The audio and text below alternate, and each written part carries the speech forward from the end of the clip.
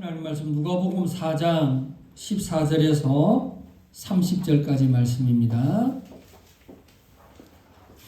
누가복음 4장 14절에서 30절 말씀 제가 읽겠습니다.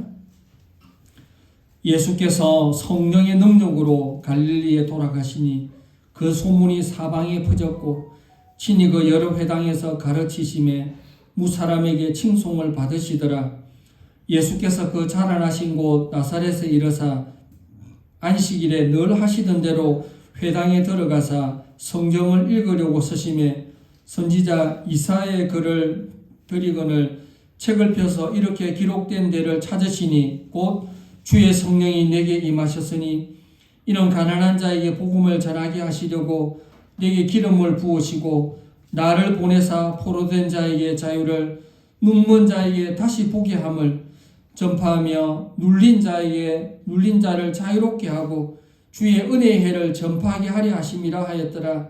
책을 덮어 그 맡은 자에게 주시고 앉으시니 회당에 있는 자들이 다 주목하여 보더라. 이에 예수께서 그들에게 말씀하시되 이 글이 오늘 너희 귀에 응하였느니라 하시니 그들이 다 그를 정언하고 그 입으로 나오는 바 은혜로운 말을 놀랍게 여겨 이르되 이 사람이 요셉의 아들이 아니냐. 예수께서 그들에게 이르시되 너희가 반드시 의사야 너 자신을 고치라 하는 속담을 인용하여 내게 말하기를 우리가 들은 바 가버나움에서 행한 일을 내 고향 여기서도 행하라 하리라. 또 이르시되 내가 진실로 너희에게 이르노니 선지자가 고향에서는 환영을 받는 자가 없느니라.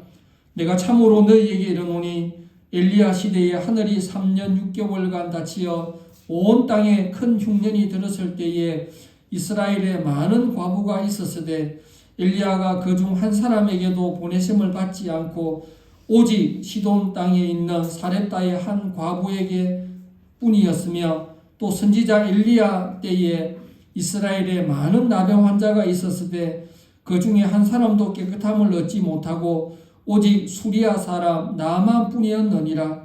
회당에 있는 자들이 이것을 듣고 다 크게 화가 나서 일어나 동네 밖으로 쫓아내어 그 동네가 건설된 산 낭떠러지까지 끌고 가서 밀쳐 떨어뜨리고자 하되 예수께서 그들 가운데로 지나서 가시니라. 아멘.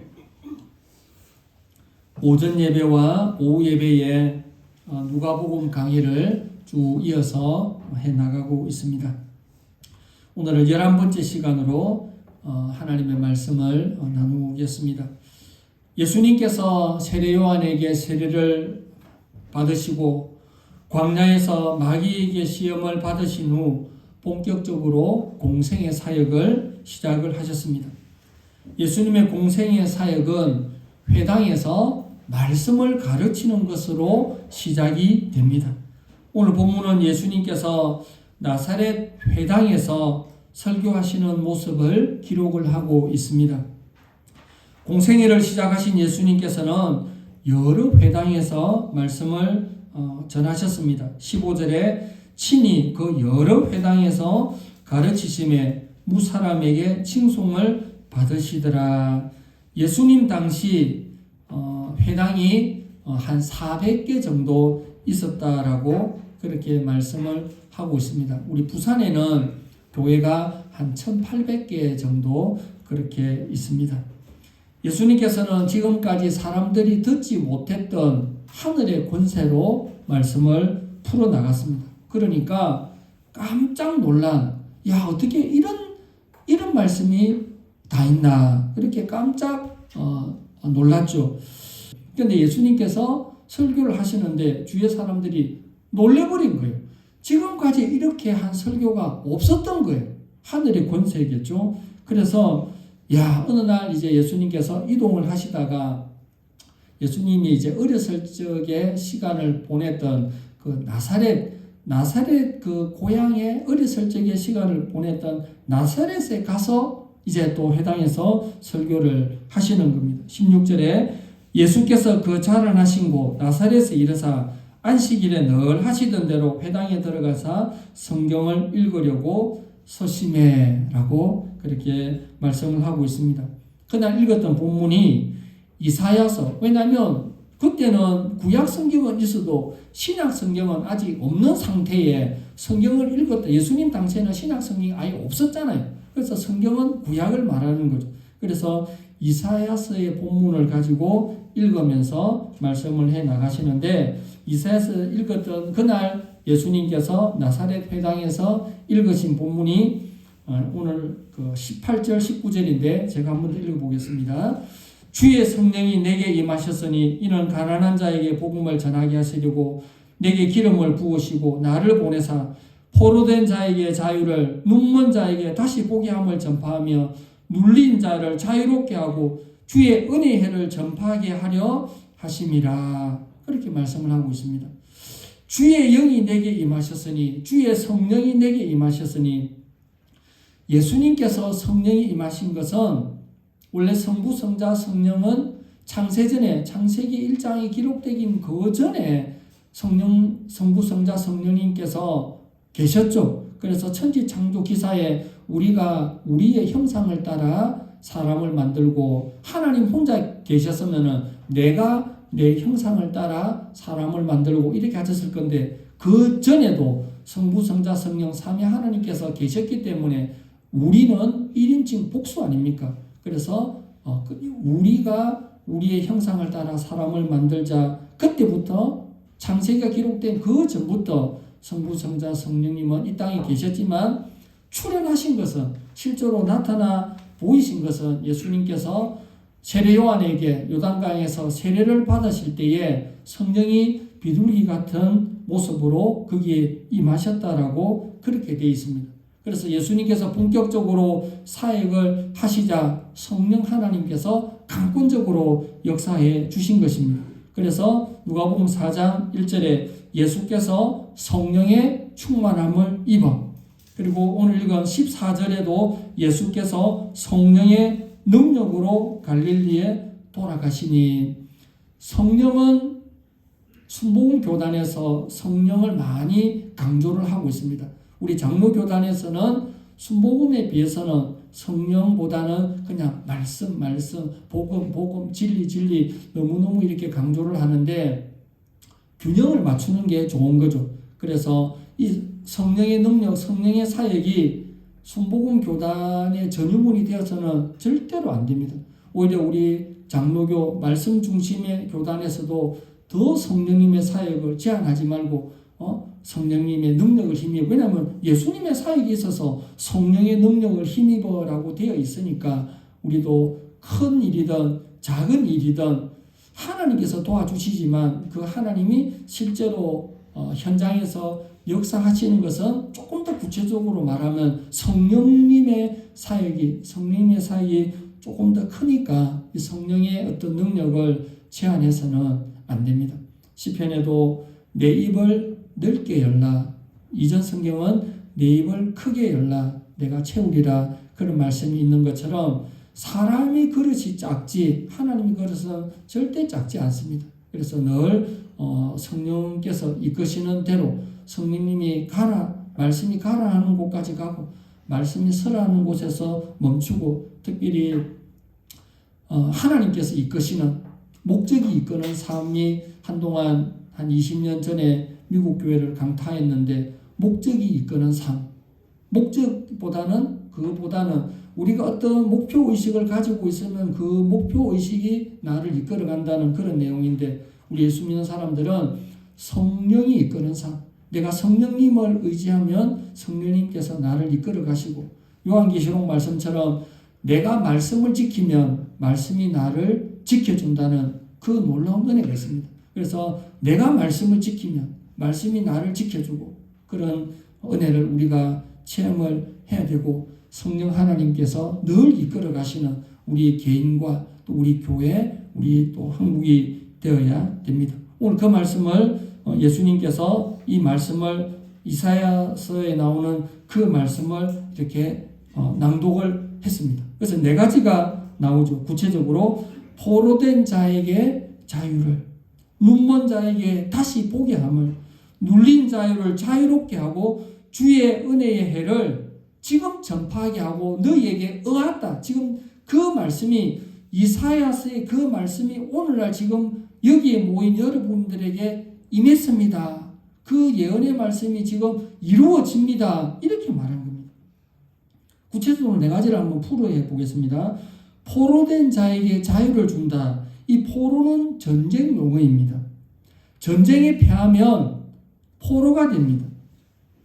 예수님께서 이 말씀을 읽으셨을 때에 청중들의 귀가 솔깃했을 것입니다. 왜냐하면 당시 이스라엘은 로마의 압제에 있었기 때문에 그렇습니다.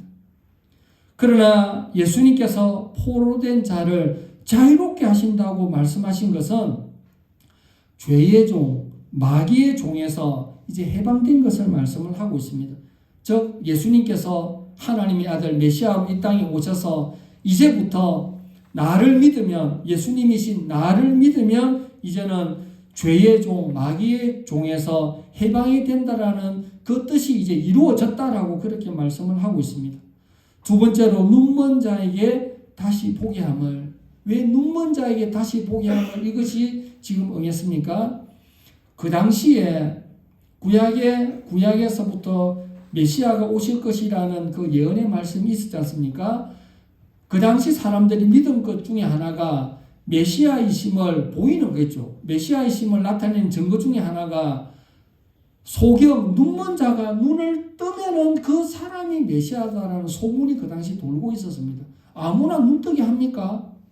눈을 뜨게 하는 것은 하나님밖에 할 수 없으니까 눈을 뜨게 하는 그 능력을 행하시는 그분이 바로 메시아다라고 하였는데 예수님께서 오셔서 많은 소경의 눈을 뜨게 했습니다. 그래서 그 당시에 저분이야말로 메시아다라는 것을 알았습니다. 그래서 소경은 이동이 제한되어 있습니다.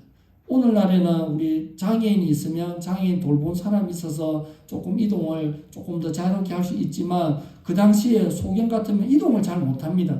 소경, 거지, 바디메오는 그 사람들도 각자의 자리에서 구걸을 하고 있다가 또 공동생활을 그렇게 같이 하는데 어떤 사람이 먼저 눈을 뜬 거예요.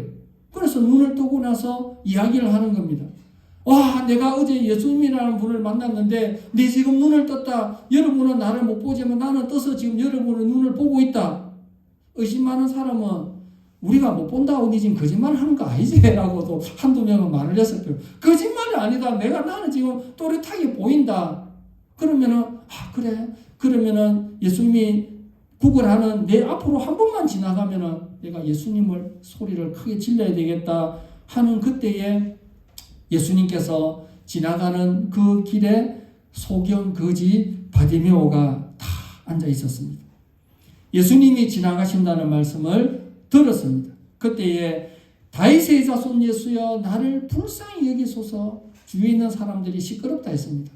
그런데 소경은, 바디메오는 지금 앞으로 지나가시는 이 예수님께서 마가복음 10장 47절 말씀입니다.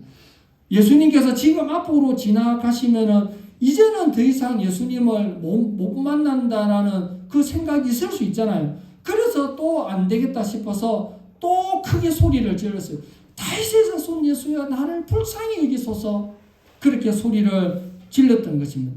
근데 그게 마가복음 10장인데 마가복음 기준으로 예수님께서 이적을 행하신 마지막 이적이 바디메오의 눈을 뜨게 한 겁니다.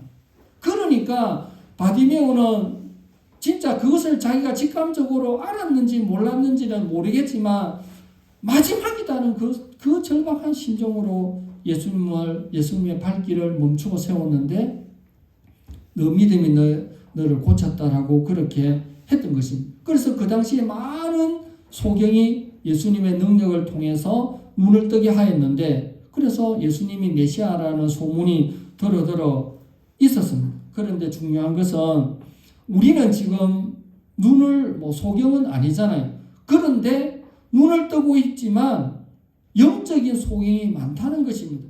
예수님께서 자기 땅에 오셨을 때에 예수님께서 탄식하신 것이 있습니다. 내가 이 땅에 오셨을 때에 하나님의 아들인 줄 사람들이 몰랐다고 합니다. 모른다라고 합니다.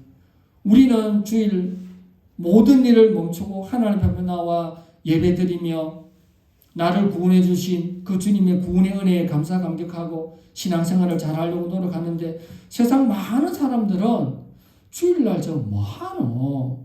진짜 한가하다 할 일이 그리 없나? 다들 그렇게 생각을 하는 것입니다. 영적인 눈이 벗겨져야 됩니다. 영적인 비늘이 벗겨져야 됩니다. 바울이 다메섹 도상에서 부활의 주님을 만났습니다. 너무나도 큰 빛을 보아서 3일 동안 앞을 보지 못했습니다. 다메섹 안까지는 끌려갔습니다. 부축해가 갔습니다. 3일 만에 아나니아라는 사람이 와서 기도를 하니까 눈에 비늘 같은 것이 벗겨졌다고 했습니다. 이것은 무엇을 상징합니까?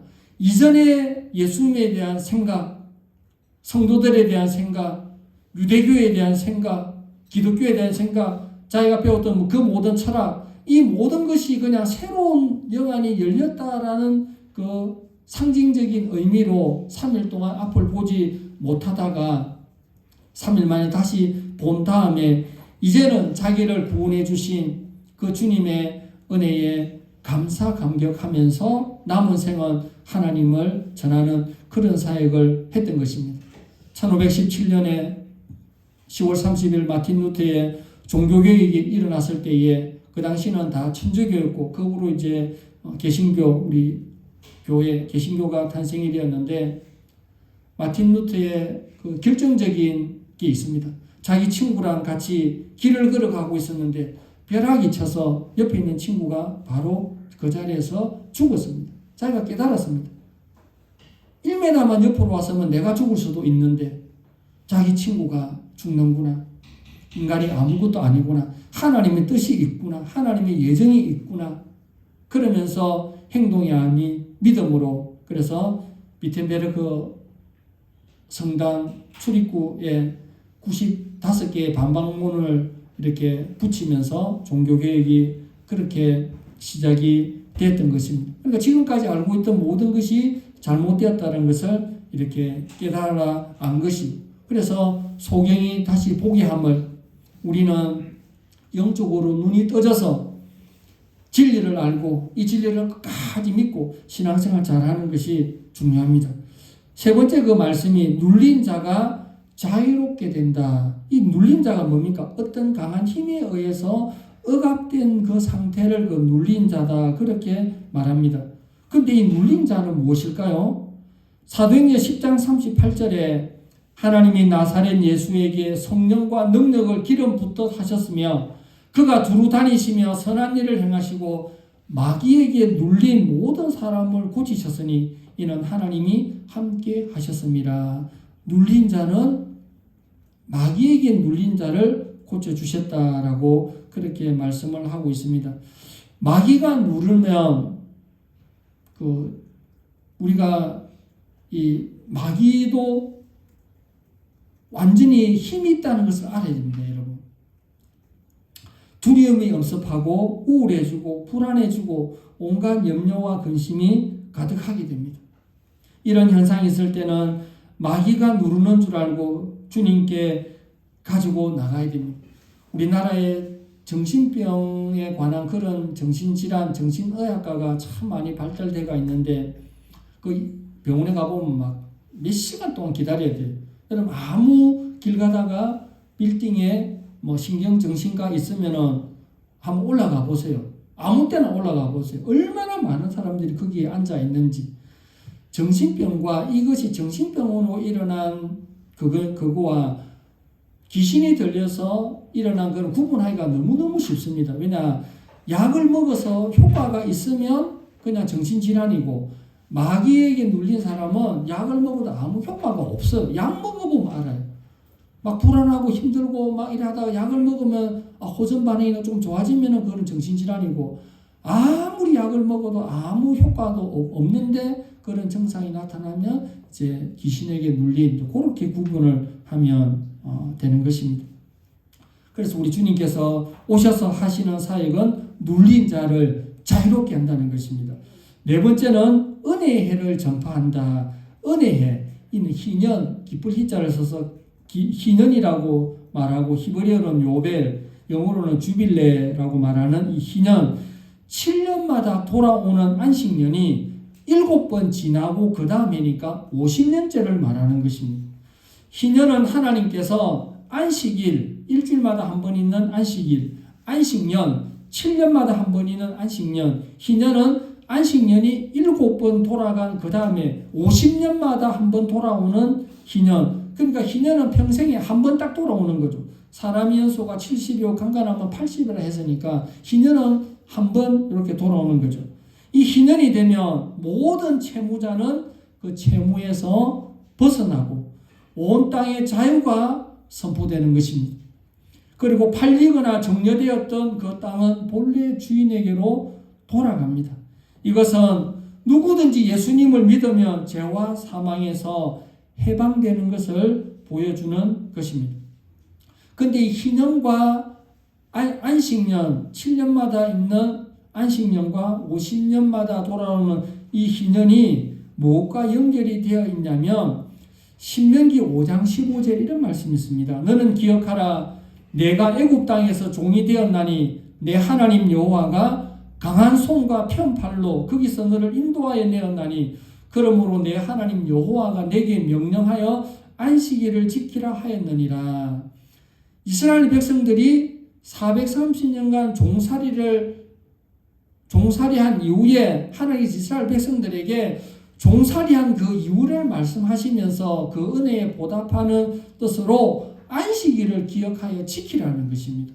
그래서 6일 동안 힘써 자기 일을 하고 7일째는 하던 일을 멈추고 하나님 앞에 예배 드리면서 이날에 종살이하였던 그 조상들이 430년간 종살이하였던 거기서 풀어주신 그 은혜에 감사 감격하는 그 감격을 누리면서 안식일을 지키라는 것입니다. 그래서 우리 역시 구약시대에 있었던 이스라엘 백성들의 애굽의 종살이가 오늘날 우리에게 피부로 직접 와닿지는 않습니다. 오래전 일이고 또 우리나라에 일어난 일도 아닌데 그러나 우리는 하나님께서 우리를 죄에서 구원해 주셔서 예수님을 믿게 하시고 신앙생활을 한 이 생각을 하면서 안식일은 하나님의 날이다. 주일은 그래서 일요일을 하지 우리는 또 주일이라 그러잖아요. 어렸을 적에 달력에는 이래 보면 일주일 나오는 것이 월화수목금토일 이래 돼 있는데 그게 언제부터인가 이렇게 기독교 달력 이게 바뀌어서 빨간 날 먼저 나오고 우리 교회 달력은 주일이 먼저 나옵니다. 세상 달력은 월화수목금토일이고 교회 달력은 주일 월화수목금토 이래 나갑니다. 그래서 우선순위를 그렇게 주일을 두고 있는 것입니다. 고등학교 때 제가 학번으로 치면 제가 70년생이니까 학번으로 치면은 89학번인데 그때 전국 평균 경쟁률이 대학 가기가 너무너무 힘들었어요. 그때는 시험 한번 딱 쳐서 한 군데 시험 점수 가지고 한 군데 딱 시험을 치다 보니까 전교생 400명 중에 제대로 4년제 대학 가는 사람은 10% 40명도 안 됐어요. 그래서 대학 가기가 너무너무 힘이 들었어요. 정원이 작고 학생 수는 많다 보니까. 고등학교 때에 고등학교 2학년, 고등학교 3학년 때 그때 방학 때 학원이 없으니까 학교에서 보충 수업을 하는 거예요. 보충 수업을. 수련회 너무 가고 싶어서 선생님 보충 수업 하면서 수련회 4일만 수련회 제발 좀 4일만 좀 빼주십시오. 선생님께서 이해가 안 되잖아요. 아니 내일 모레 코앞에 그때 학력고사를 했으니까 대학교 시험을 앞두고 있는데 아니 4일 수련회가 그게 뭐가 중요하다고 그냥 와서 공부해. 선생님 안 됩니다. 나 지금 꼭 해야 됩니다. 자꾸 안 된다고. 선생님이 이제 국어 선생님이었는데 그래서 제가 국어 선생님한테 겁도 없이 한문으로 공부 불여 인간 한문으로 공부 불여 인간이다 한자어거든요. 공부보다 인간이 먼저다 이런 뜻으로 공부 불여 인간이라 해가지고 내밀었어요. 선생님 이제 내일부터 수련이니까 공부 불여 인간 한자로 딱 써가지고 딱 드리고 선생님 저 4일 동안 못 나옵니다. 그래 가버렸어. 선생님도 기도 안 찬 거죠. 기가 안 찬 거죠. 그게 그래 좋나? 수련회가 그래 중요하나? 그 정도가 이래 생각할 것 아닙니까? 그래서 그 당시에 믿는 집에서 신앙생활 한 아이들은 부모에게 엄청나게 핍박을 받고, 내 친구들도 같은 교회에서 장로님 아들, 권사님 아들, 집사님 아들 많이 있었거든요. 그래 기도 제목을 내면 우리 동기가 많아서 한 10몇 명 됐거든. 그 기도 제목을 내면 엄마의 핍박이 너무 심한데 그래 좀 핍박을 이겨나게 달라 기도하고, 그 기도 제면 장로님 아들이 우리 집에 핍박이 너무 심해서 도와달라. 너는 무슨 핍박? 예수 좀 잘 믿으라고 핍박이 온대요. 그게 예수 믿는 거냐고, 정신 좀 차리라고. 자기 생각은 예수 잘 믿으라고 핍박이 오고, 저는 예수 믿지 말라고 핍박이 오고. 그래서 그때 신앙생활했던 그 친구들을 잊지를 못하고 있습니다. 신년회 때에 하나님께서 50년마다 돌아오는 그 희년이 지금이라면서 희년의 때를 선포를 하고 있습니다. 이런 설교를 듣고 나니까 주위에 반응들이 있습니다. 22절에 그들이 다 그를 정언하고 그 입으로 나오는 바 은혜로운 말을 놀랍게 여기르되 이 사람이 요셉의 아들이 아니냐. 등잔 밑이 어둡다고 가까이 계셨던, 어릴 때부터 신앙생활을 나사렛에서 자랐으니까 예수님의 학력은 나사렛 초등학교 아니겠습니까? 초등학교 우리 같이 다니는데 내 후배인데 뭐 가버나움 중학교 뭐 이래 뭐 갈릴리 수상고등학교 대충 이래 학력이 대충 그럴 건데, 그러니까 믿지를 못하는 거예요. 도저히 믿지를 못하고, 아니 요셉의 아들 언제 저리 됐냐? 목수가 아니냐? 놀래는 거예요. 동생들이 다 있는데 믿지를 않는 것입니다. 그때 예수님께서 그들의 불신앙을 지적을 하는데, 속담을 들어서 불신앙을 지적을 합니다. 23절에 예수께서 그들에게 이르시되 너희가 반드시 의사야 너 자신을 고치라 하는 속담을 인용하여 내게 말하기를 우리가 들은 바 가버나움에서 행한 일을 내 고향 여기서도 행하라 하리라. 지금 예수님께서 나사렛에 오셨거든. 고향 땅 나사렛에 오셨는데, 가버나움에서 사역을 하다가 나사렛에 오셨는데, 가버나움에서 이적을 많이 행했습니다. 예수님께서 병자도 고치고, 귀신 들린 자도 쫓아내고, 눈먼 자도 눈을 뜨게 하고, 안전병이도 일으키고. 그래서 유대인들이, 나사렛 사람들이 그 예수님 그 가버나움에서 했던 사역 여기 나사렛에서도 한번 해봐라. 그러면 우리가 믿겠다라고 약간 좀 놀리듯이, 좀 이렇게 비꼬듯이 그렇게 말을 한 겁니다.